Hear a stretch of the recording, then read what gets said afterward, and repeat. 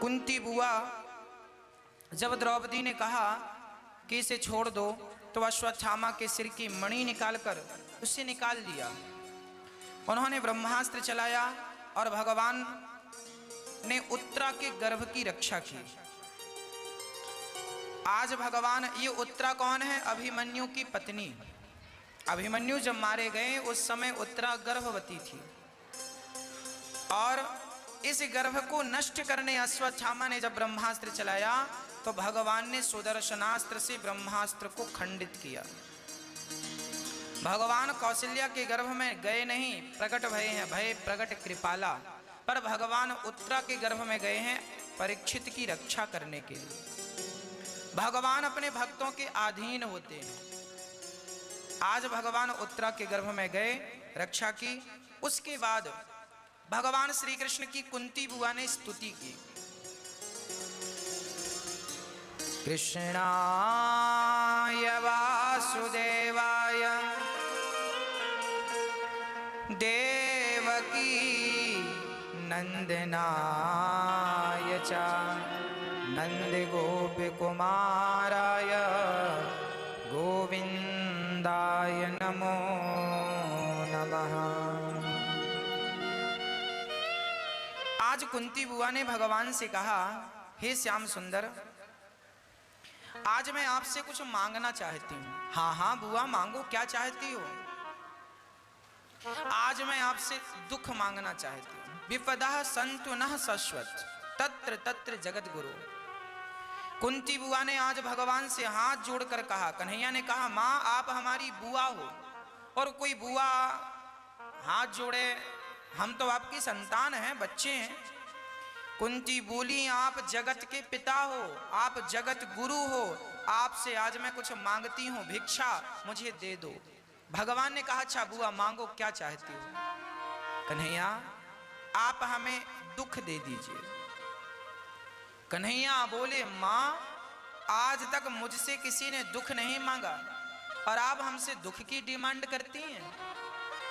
कुंती बुआ ने कहा, कन्हैया हमारे जीवन में जब जब दुख आया है तब तब आपका दर्शन हुआ है और जब जब सुख आया, अब देखो धर्मराज युधिष्ठिर युद्ध जीत गए, राजा बन गए, तो भगवान बोले बुआ अब हम जा रहे हैं। जब तक राजा नहीं बने थे तब तक आप यहीं थे और अब राजा बन गए तो आप जा रहे हो। ऐसे सुख का हम क्या करेंगे जिस सुख में आपका दर्शन ना हो? इससे भला तो दुख का कम से कम आपका दर्शन तो कराता था। हमें सुख नहीं चाहिए, हमें वो दुख दो जिस दुख में आपका स्मरण बना रहे, आपका दर्शन होता रहे। भरी सभा में कौरवों ने आग लगाई, लाक्षागृह में जलाकर मारना चाहा, उस दुख से बचाने आप आए थे। दुख ना होता तो आपका दर्शन कैसे होता? भरी सभा में द्रौपदी की लाज ना लुटती तो दर्शन आपका कैसे होता?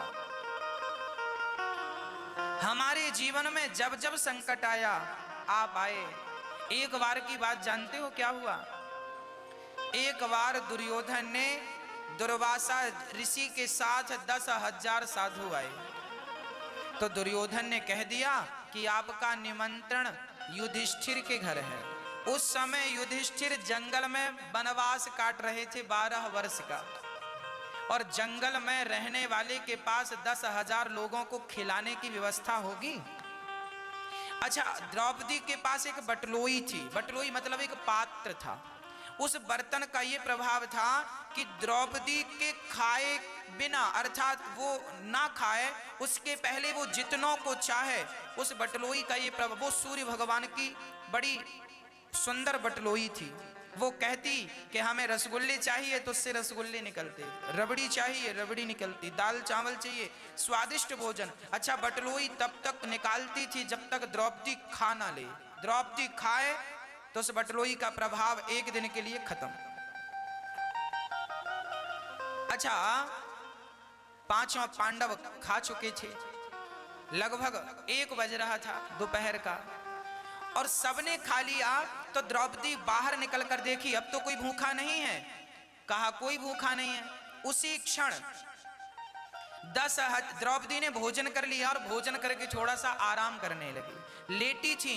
तभी 10,000 साधु आए और युधिष्ठिर से कहा हमें भूख लगी है। युधिष्ठिर को क्या लगा कि अभी द्रौपदी ने भोजन नहीं किया। उन्होंने कह दिया आप बैठिए, हम भोजन कराते हैं। संतों ने कहा जरा हम स्नान कर लें, तो वो स्नान करने चले गए और युधिष्ठिर जी आए तो देखा द्रौपदी आराम कर रही थी। द्रौपदी से कहा क्यों, आपने भोजन कर लिया? हाँ हाँ हमने तो कर लिया। अरे 10,000 साधु आए हैं, नहीं उनको खवाया, श्राप देकर मार डालेंगे। अब धर्मराज युधिष्ठिर लकड़ियां समेटने लगे कि संत का श्राप से मरना उससे अच्छे यूं ही मर जाए। अब घर में आया अतिथि भूखा चला जाए, इससे अच्छा तो मर ही जाना चाहिए। देखिए क्या धर्म था, हमारे भारत की संस्कृति क्या थी। ये संस्कृति का परिचय है कि कोई अतिथि भूखा नहीं जाना चाहिए। कोई भूखा चला जाए उससे अच्छे हम मर जाएं, मर जाना अच्छा है, पर घर से कोई भूखा चला जाए ये अच्छा नहीं। लकड़ियां समेटने लगे। अर्जुन भी बोले अब जीकर संत श्राप देकर, दुर्वासा जी बड़े क्रोधी महात्मा थे, सब मरने की तैयारी करने लगे, चिताएं बनाने लगे। अब संत का जो नहा के आएंगे कहेंगे खाना दो, नहीं है मार डालेंगे, और भूखा ब्राह्मण शेर समान। अब द्रौपदी ने देखा मेरे 5 पति मरने लग गए। तब द्रौपदी ने दोनों हाथ उठाकर कहा हे द्वारिकाधीश, आपने तब वस्त्र बढ़ाकर मेरी रक्षा की थी, आज भोजन बनाकर भोजन देकर मेरी रक्षा कीजिए नाथ। जब द्रौपदी ने दोनों हाथ उठाकर कृष्ण को पुकारा, श्याम सुंदर कहाँ हो, आओ, और अपनी बहन की लाज तब बचाई थी, आज भी लाज बचाओ। और जब पुकारा तो भगवान वहां से आते हुए नजर आए। अरे द्वारिकाधीश आप आए? हाँ हाँ हमारी बहना पुकारे और हम ना आए। भगवान बोले द्रौपदी बड़ी भूख लगी है, कुछ भोजन कराओ। द्रौपदी बोली 10,000 तो थे, 10,000 एक हो गए। आपको खिलाने की ताकत होती तो हम उन्हें ही खिला चुके होते, आपको कष्ट क्यों देते? प्रभु आप कृपा करो, हमें तो लगा आप भोजन लेके आएंगे। भगवान ने कहा द्रौपदी ये बताओ तुम्हारी बटलुई कहाँ है? वो मैंने खाकर धुल दी। कहाँ रखी है? तो उल्टी बटलोई धुलकर लोग बर्तन उल्टा रखते हैं, तो औंधा की रखा था। भगवान ने उसे पकड़ा और ध्यान से देखा तो पालक का एक साग का पत्ता लगा था। भगवान ने कहा द्रौपदी आपने ठीक से धुला नहीं है, देखो एक पत्ता छोड़ दिया है। ना प्रभु मैंने बर्तन बढ़िया से धुला था। अच्छा उसने तो धुला बढ़िया था, भगवान ने ही अब एक पत्ता प्रकट कर दिया। भगवान तो सर्व सामर्थ्य है, प्रकट किया और पत्ता उठाया और भगवान ने उस पत्ते को अपनी जिह्वा पे रखा और कहा कि आज मैं इससे तृप्त हो जाऊं और मेरे तृप्त होते ही जीव मात्र तृप्त हो जाए। ये कहा तो चींटी से लेकर हाथी तक सबका पेट अपने आप भर गया। 10,000 साधु नदी में स्नान कर रहे थे, अपने आप श्रीखंड की डकार आने लग गई, अपने आप गुलाब जामुन की डकार आने लग गई, अपने आप पराठे की डकार आने लग गई, अपने आप बढ़िया देसी घी की पूड़ियों की डकार आने लग गई। संतों ने कहा क्यों, ये हमें बस हो रहा है कि तुम्हें भी हो रहा? दूसरों ने कहा सुनो पता नहीं क्या हुआ, पेट भर गया, बिना खाए सबका पेट भरा। महात्माओं को लगा अब नहीं खाए तो भीम मारेगा, बनवा के फेंकवाते हो भोजन, खाओ। अब महात्मा बोले एक काम करो, नदी के किनारे किनारे भागो। सारे महात्मा पैदल वहीं से भागने। तब भगवान बोले जाओ भीम संतों को बुला कर लाओ। तब दौड़े भीम भैया गए, अब संत और भागे। भीम बोले रुको रुको, संतों ने कहा ये बुलाने आया है, भोजन तैयार होगा, नहीं खाएंगे, पेट भरा कैसे खाएं? अब संत भाग रहे हैं, भीम भैया दौड़ कर आगे खड़े हो गए। क्या हुआ भगवान आप भाग रहे हैं, क्या बताएं? भीम हमारा पेट भर गया, अब हमसे भोजन किया नहीं जाएगा, हमारे प्राण छोड़ दो, हमें जाने दो, आज हम भोजन फिर कभी आएंगे। भीम भैया बोले ठीक है अच्छा जाओ। सारे वहीं की वहीं निकल गए और द्रौपदी को भगवान ने इस दूसरे संकट से बचाया। जब जब दुख आया तब तब उस दुख में परमात्मा का दर्शन हुआ। यही जीवन है, याद रखना, दुख भी सफल हो जाता है। कहते हैं ना जब समय अच्छा होता है तो मिट्टी के भी दाम सोने की तरह होते हैं, और समय बिगड़ जाए तो सोना भी माटी मोल बिक जाता है। इसका अर्थ ये है कि आप अपने हर समय का सदुपयोग कीजिए। जब विपत्ति हो तो रोइए मत कि हम बड़े दुखी हैं, बड़े परेशान हैं। उस विपत्ति के समय में भगवान का चिंतन एकाग्र चित्त से कीजिए। समय सुधरते, समय बनते देर नहीं लगेगी। कहते हैं दिन बदलते देर नहीं लगती। बस एक बार आपकी नीति और नियत सही हो, बस नियत अच्छी हो और नीति अच्छी हो। भगवान ने द्रौपदी का कष्ट दूर किया। कुंती बुआ कहती हैं, कन्हैया जब कोई नहीं आया तब आप आए और आपने हर पल हर क्षण हमारी रक्षा की। जब कोई नहीं आता मेरे श्याम आते हैं। दोनों हाथ उठाइए और मस्ती के साथ, जब कोई नहीं आता, जब कोई नहीं आता, जब कोई नहीं आता, जब कोई नहीं आता मेरे श्याम आते हैं। मेरे दुख के, मेरे दुख के, मेरे दुख के दिनों में ये बड़े काम आते हैं। मेरे दुख के दिन जब कोई नहीं आता, कोई नहीं आता मेरे श्याम आते हैं। मेरे दुख के, मेरे दुख के, मेरे दुख के, दुख के, मेरे दुख के, दुख के, मेरे दुख के दिनों में ये बड़े काम आते हैं।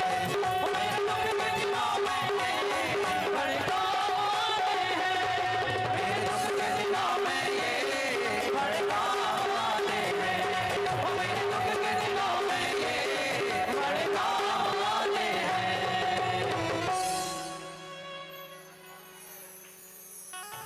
कोई याद करे इनको दुख हल्का हो जाए। कोई भक्ति करे इनकी ये उनका हो जाए। हर भक्तों का कहना ये मान जाते हैं। मेरे दुख के, मेरे दुख के, जय हो मेरे दुख के दिनों में ये बड़े काम आते हैं। सारे लोग, कुंती बुआ ने भगवान से कहा मुझे दुख दे दीजिए। भगवान, अच्छा आपको क्या पसंद है? सुख भी हमें प्यारे हैं, दुख भी हमें प्यारे हैं। छोड़ूं मैं किसे भगवन, दोनों ही तुम्हारे हैं। सुख दुख ही तो हम सबकी गाड़ी को चलाते हैं। सुख दुख ही तो हम सबको इंसान बनाते हैं। संसार की नदिया के दोनों ही किनारे हैं। सुख भी हमें प्यारे हैं, दुख भी हमें प्यारे। छोड़ूं मैं किसे भगवन, दोनों ही तुम्हारे हैं।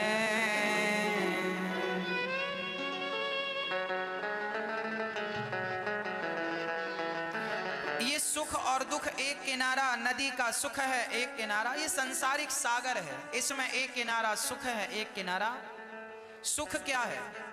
आज हम आपसे पूछेंगे सुख क्या है और दुख क्या है, आपको बताना है। इसका उत्तर मैंने 50 बार आपको कथा के माध्यम से दिया है। आज आप बताओ, बताओ सुख क्या है? सबसे बड़ा सुख क्या है? बोलो। हाँ, भगवान का स्मरण ही सुख है और भगवान का विस्मरण ही दुख है। हर क्षण भगवान का स्मरण इसलिए कहते रहो, हे नाथ मैं आपको कभी। कुंती बुआ ने कहा भगवान से दुख दे दो, भगवान ने कहा मां मैं दुख नहीं दे सकता। तो फिर दूसरी प्रार्थना की, ऐसी कृपा करो नाथ के मैं आपको कभी भूलूं नहीं। भगवान ने दिया वरदान। पितामह भीष्म बाणों की सैया पर लेटे थे, भगवान वहां गए और पितामह भीष्म ने भगवान की स्तुति की। पितामह भीष्म को बाणों की सैया क्यों मिली? क्योंकि उन्होंने किसी जन्ममय एक सांप को कांटों के ढेर में फेंक दिया और उसे कांटे चुभ गए, तड़प तड़प के मर गया। जब आपने पाप किया तो आपको भी उसी पाप से गुजरना पड़ेगा। आपने किसी को गाली दी है तो लिख कर रख लेना, जो गाली आपने दी है, जिसको दी है, साल 2 साल 5 साल 10 साल बाद वो गाली आपको वापस मिलेगी जरूर। आपने किसी के गाल पर जोर का थप्पड़ मारा होगा तो आपको भी मारने वाला देर सवेर आपको मिलेगा जरूर। क्योंकि जो व्यवहार हम दूसरों के लिए करते हैं वही व्यवहार देर सवेर हमारे साथ होता है। इसलिए हम किसी के साथ गलत। पितामह भीष्म जैसे दिग्गजों को अपने किए का फल भोगना पड़ा तो अरे गहरे नत्थु खैरे की क्या कहें।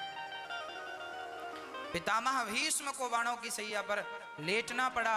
भगवान की स्तुति करते हैं, इति मति रूप कल्पिता वितृष्णा भगवत सात्वत पुंग। हे प्रभु मेरी बुद्धि निर्मल हो गई है, अब मैं इसे आपके चरणों में समर्पित करना चाहता हूँ। भीष्म पितामह से एक बढ़िया बात सीख लो, आपकी बुद्धि इससे पहले निर्मल करो।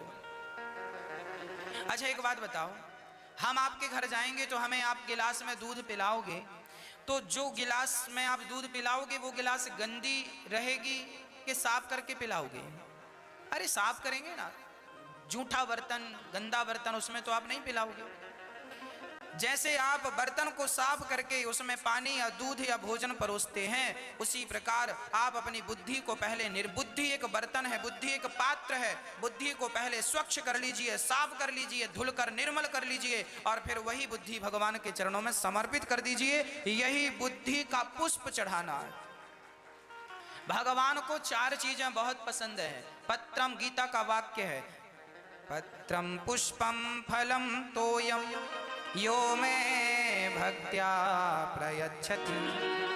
क्या? पत्रम। कौन सा पत्ता भगवान को प्रिय है? तुलसी का। अरे तुलसी का पत्ता तो ये रहा, ये देखिए, ये तुलसी का पत्ता है। कितना वजन है इसका? तौल कर देखेंगे तो क्या वजन होगा। आप तुलसी का पत्ता भगवान को चढ़ाते, अच्छी बात है, चढ़ाना चाहिए। भगवान को तुलसी बड़ी प्रिय है। रोज भगवान का अभिषेक करना चाहिए, तुलसी से अर्चन करना चाहिए। श्रीमन नारायणाय नमः, नारायणाय नमः, नारायणाय नमः चढ़ाना चाहिए। पर तुलसी का अर्थ यह नहीं है कि सिर्फ तुलसी, इसके पीछे का कारण यह भी है कि तुलसी का पत्ता देखो कितना हल्का है। उसी प्रकार आप अपने आप को तुलसी बनाकर हल्का कीजिए। हल्का कैसे करेंगे आप? एक फुटबॉल थी, फुटबॉल एक ने यहां से लात मारा, वहां गई, वहां से लात मारा, यहां ही। फुटबॉल को लात ही पड़ती है, हाँ या ना? एक फुटबॉल एक महात्मा जी के चरणों में चली गई। महात्मा जी हमें इतने लात मारे लोगों ने, हम गिन भी ना पाए। महात्मा जी ने कहा लोग तुझे लात इसलिए मारते हैं क्योंकि तूने अपने अंदर ये हवा भर रखी है। जरा हवा तो निकाल, फिर देख तुझे कोई लात नहीं मारेगा।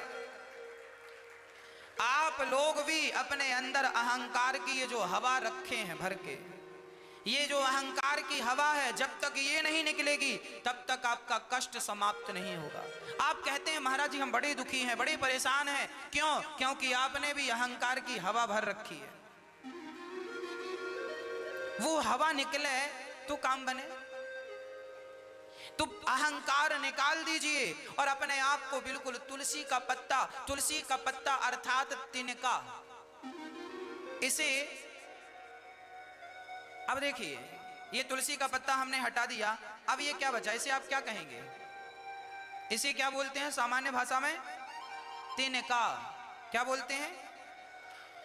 जब हम भगवान को प्राप्त करना चाहते हैं तो हम क्या करें, हम अपने आप को तिनका समझें, अहंकार त्याग दें। फुटबॉल से हवा निकली, आपके अंदर से अहंकार, अहंकार क्या है, मैं ऐसा हूं, मैं वैसा हूं। आप लोग मंदिर जाते हैं ना तो बाबूजी बन के जाते हैं, आप लोग मंदिर जाते हैं तो आप कपड़े अच्छे वाले पहन के जाते हैं, और प्रणाम लेट कर करना पड़े तो आप नहीं करते, कपड़े खराब हो जाएंगे लेट कर। अरे बिहारी जी के मंदिर तुम पहली बार गए हो और लेट कर प्रणाम नहीं किया, दंडवत नहीं की। स्त्रियों को लेट कर प्रणाम नहीं करना चाहिए, स्त्रियों को घुटने टेक कर माथा जमीन पर रखना चाहिए, पर पुरुषों को लेट जाना चाहिए। भगवान के चरणों में, माता पिता के चरणों में, गुरुजनों के चरणों में क्या करना चाहिए, इनका दर्शन होए तो लेट जाओ। क्या करो, लेट कर माथा उनके चरणों में रख दो। अरे बिहारी जी के दर्शन करने गए थे, दंडवत तो किया होता, साष्टांग तो किया होता, प्रणाम तो किया होता। अब की बार दर्शन करने जाना, एक तिनका साथ में लेकर जाना, और तिनका लेकर जाना मुंह पे दबा के ऐसे।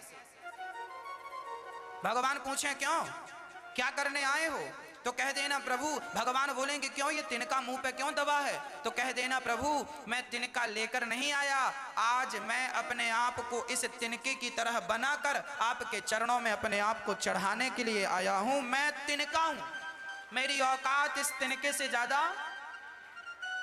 जब तक आप अपने आप को तिनका नहीं स्वीकार करते तब तक शरणागति हो ही नहीं सकती।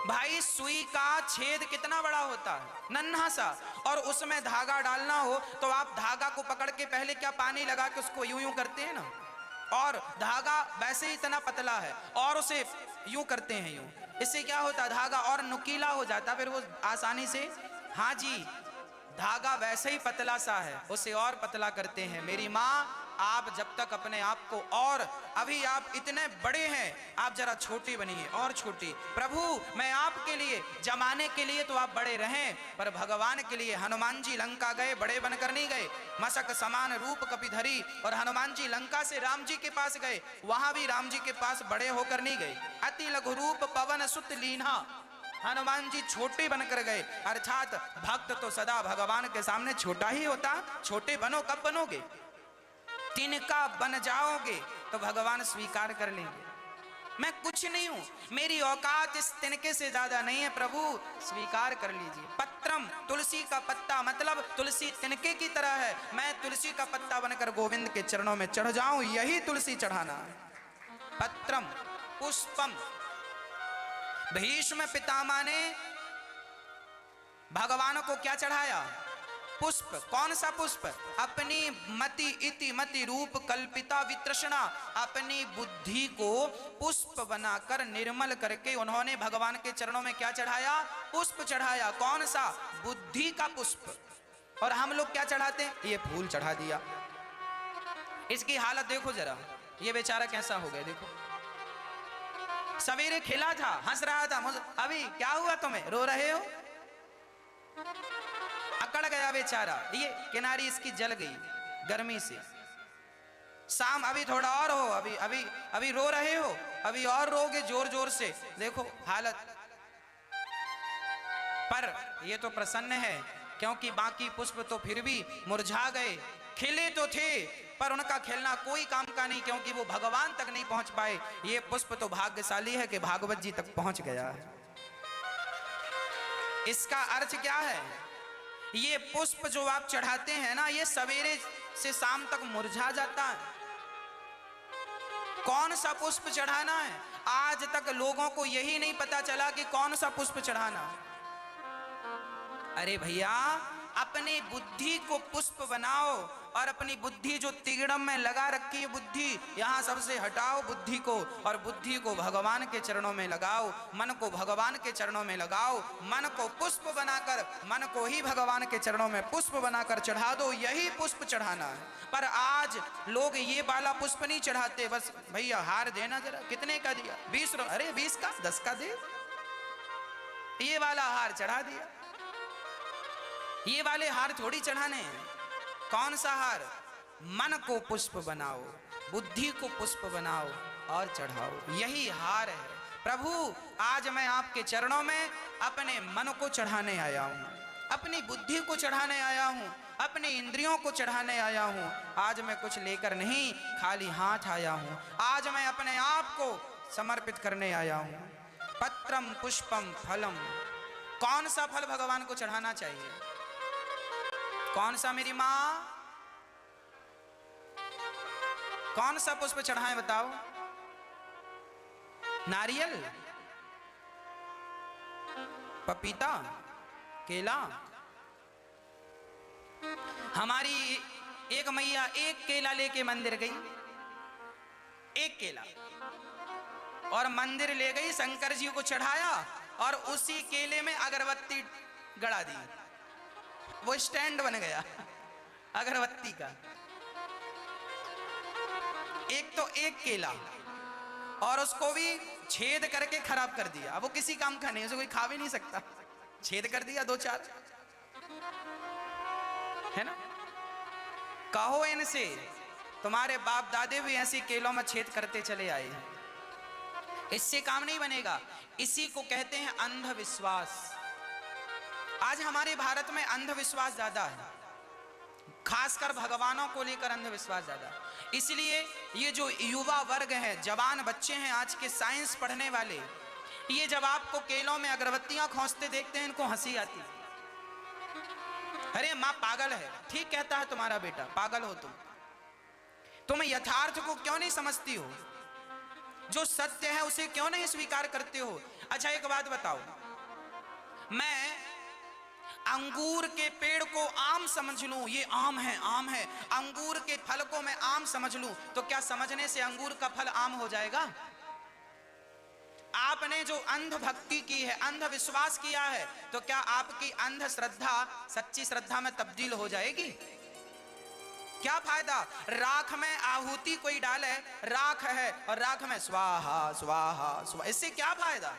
तुम 1 कुंटल घी उड़ेल दो, क्या मिलेगा? अंधविश्वास को समाप्त कर दीजिए। भगवान कभी ये नहीं कहते कि तुम मुझे केला ला कर दो, मुझे फल ला कर दो। भगवान ये कभी नहीं कहते। भगवान ये कहते हैं, भागवत जी में लिखा है कि मुझे क्या चाहिए? सर्वधर्मान, गीता का वाक्य है 18वें अध्याय का 66वां श्लोक, सर्वधर्मान परित्यज्य मामेकम शरणं व्रज अहम त्वा सर्व पापेभ्यो मोक्ष इष्यामि मा शुचः। अर्थ क्या है? अर्थ यही है कि भगवान को क्या चढ़ाना है? भगवान को आप माला जपिए, भगवान का चिंतन कीजिए, भगवान से प्रेम कीजिए। जो भी करो, मैं रोटी बना रही हूं तो अपने बेटे के लिए बना रही हो ना, ये भाव गलत है। आप ये बनाओ कि मैं भोजन बना रही हूं, भगवान के लिए बना रही हूं, बस वही हो गया भजन, वही समर्पण है, वही भोग लगाना है।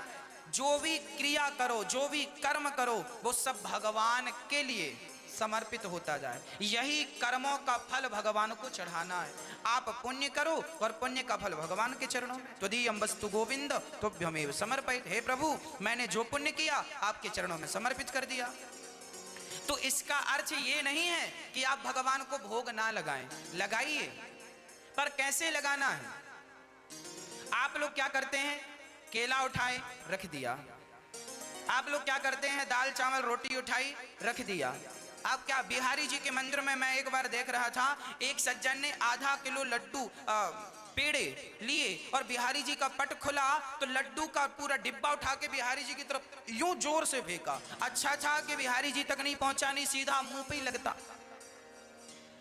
भगवान अच्छे से लड्डू खा लेते। अब ये अंधविश्वास नहीं तो क्या है? अंधश्रद्धा नहीं तो क्या है? ऐसे फेंकने से तुम्हारे लग गया भोग, लग गया, ऐसे ही फेंकना चाहिए, ये उचित है? दुर्गा जी के मंदिर में जाकर देखा तो दुर्गा जी के शेर के मुंह पर मिठाई चिपकी है, माताएं चिपका देती हैं। शंकर जी के मंदिर में जाकर देखा तो नांदिया नंदी के मुंह पर मिठाई चिपकी है। हमारी माताएं ऐसी करती हैं। दुर्गा मैया का मुंह मिल जाए तो मुंह पर मिठाई चिपका देती हैं।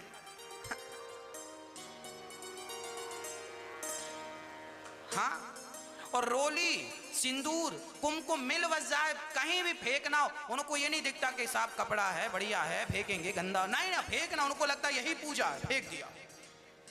अभी आप यहाँ पर थाली में जरा सिंदूर रोली भर के देखना, अभी हाथ में भर भर के फेंक देंगे, भगवान को चढ़ा, भगवान चढ़ गए। आपको ये लगता है ऐसे चढ़ता है? यही अंधविश्वास है, यही अंधश्रद्धा है, यही अंध भक्ति है। सही क्या है? सही है वो समझो।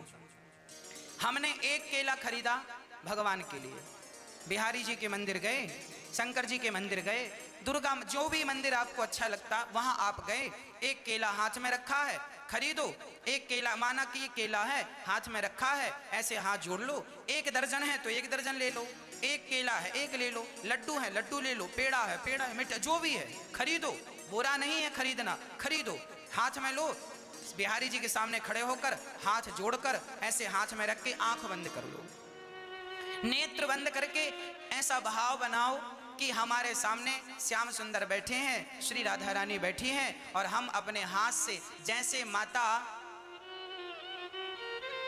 विदुरानी भगवान के सामने बैठी और छिलकों को छीलती जाती है, वो तो फल फेंकती जाती है पर हम नहीं फेंकेंगे, हम छिलका उतार कर और बड़े प्रेम से एक भाव की पूजा कर लो, छिलका भी ना छीलो, आप पूरा का पूरा केला लेकर मात्र एक भाव बनाओ कि आपने छिलका छील दिया, अब बड़े प्रेम से ठाकुर जी को आप भोग लगा रहे हैं, श्री राधा रानी केला खा रही हैं, श्री राधा श्याम सुंदर केला पा रहे हैं, श्याम सुंदर लड्डू खा रहे हैं, आपने पपीता खरीदा है तो भाव से पपीता को आप छीलिए, भाव से, कुछ नहीं करना, हाथ में रख के एक भाव बनाना, इमेजिन करना है कि आप छील रहे हैं और फिर भगवान को भोग लगा रहे हैं, आपके हाथ से ठाकुर जी खाएं, यही भोग लगाना है।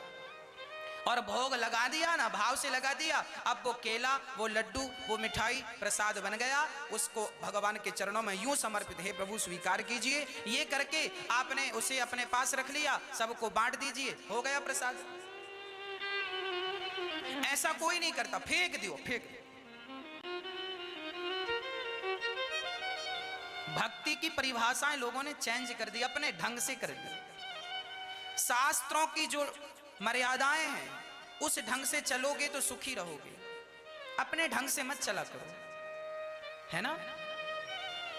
बात, मैं मानसिक पूजा आपको कराता हूं, कथा में अभी भी कराऊंगा, आज नहीं कल परसों में मैं मानसिक पूजा करवाता हूं आपसे, आंख बंद करके एक भाव बनाओ कि हम भगवान के सामने बैठे हैं, भोग लगा रहे हैं, भगवान खा रहे हैं, हमें बिल्कुल एहसास होगा कि भगवान सचमुच खा रहे हैं, वही खिलाना है, जो खिला, लड्डू खिलाओ, हलवा खिलाओ, पूरी खिलाओ, साग खिलाओ। अब जैसे एक घर में आप लोग थाली में दाल चावल सब्जी रोटी आप रखते हैं और ले जाकर भगवान के सामने रख देते हैं, ऐसा नहीं, ऐसा सही नहीं है। सही क्या है? बड़ी श्रद्धा से भोजन इसलिए बनाओ कि भगवान खाएंगे, तो भोजन बनाना भक्ति हो गया।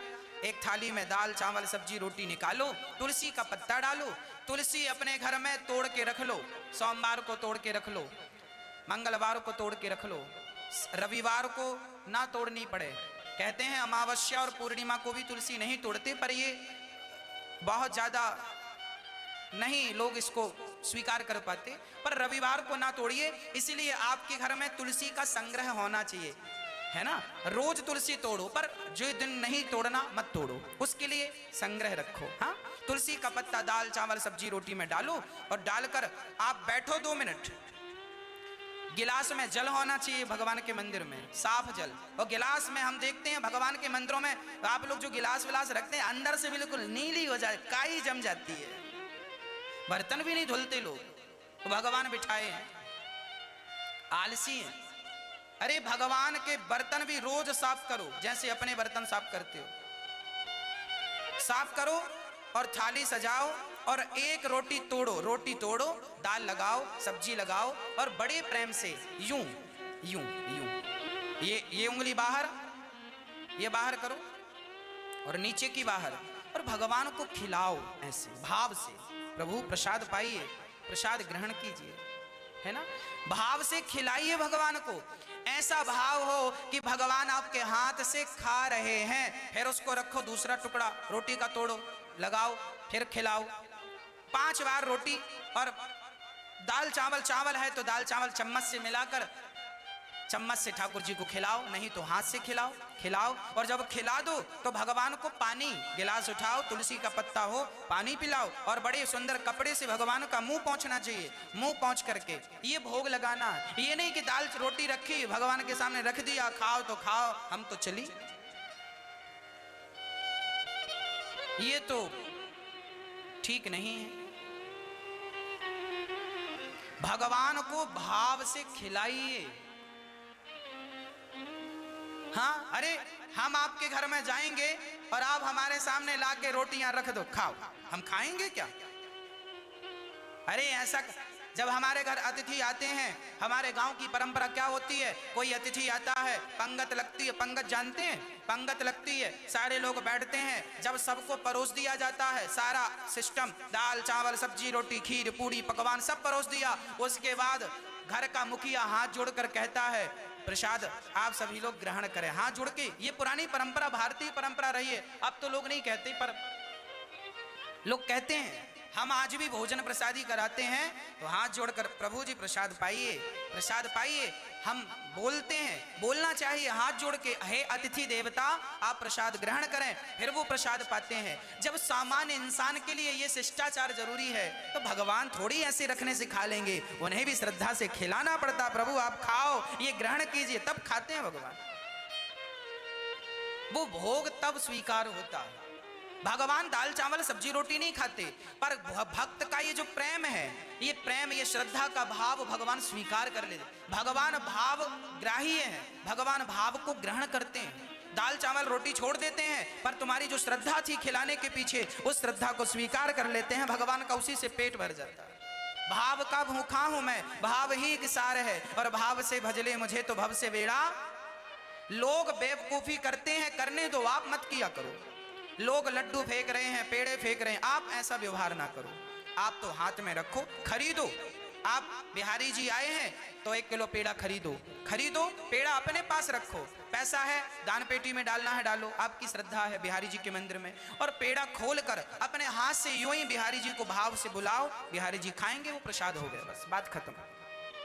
बात समझ में आ गई? मैया, ओ मेरी मैया, हो गई पंचायत? हाँ, अब सुन लो ध्यान से मेरी माँ।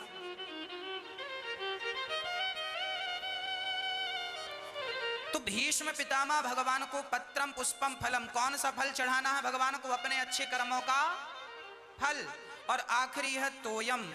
तोयम मीन्स, तोयम मतलब जल। कौन सा जल चढ़ाना है भगवान को? हम माताएं ठंडी में भी शंकर जी को हर हर महादेव, ओम नमः शिवाय, ओम नमः शिवाय। अच्छी बात है, जल चढ़ाना चाहिए। कौन सा जल? कभी विचार किया है कौन सा जल चढ़ाना चाहिए भगवान को? अरे पानी तो सब चढ़ा सकते हैं, और पानी क्या चढ़ाते हो? पानी तो मछली का जूठा है। नदी का पानी लाए हो ना, तो नदी का पानी कौन सा साफ है? वो भी तो जूठा है, लाखों मछलियां पीती हैं, जूठा नहीं होता? तो जूठा पानी भगवान को। इसका अर्थ ये बिल्कुल नहीं है कि आप गंगा जल ना चढ़ाओ, चढ़ाया करो, पर उस पानी में अपने नेत्रों का जल, इतना प्रेम हो भगवान से, इतना प्रेम हो, इतनी श्रद्धा हो। बिहारी जी को देखो तो अपने आप आंखों से झरझर आंसू गिरने लगे।